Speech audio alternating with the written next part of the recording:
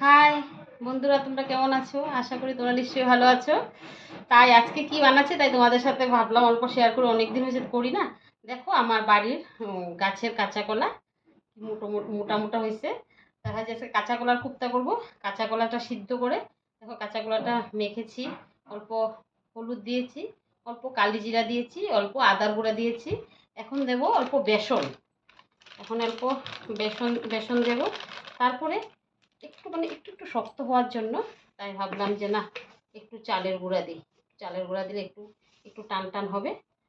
আর একটু লবণ দিয়েছি, তাই ভাবলাম যে না, এটা এখন কলাটা মেখে তারপর বড়া বানাবো। তারপরে কিভাবে রান্না করব সেটা তোমাদের সাথে পরের ভিডিওতে দেখাবো। পরের ভিডিওতে তোমাদের সাথে আবার দেখা হচ্ছে আজকে। আর তোমরা আশা করি ভালো আছো, সবাই সুস্থ থাকো, ভালো থাকো। ভীষণ গরম পড়েছে, এটাই বলি।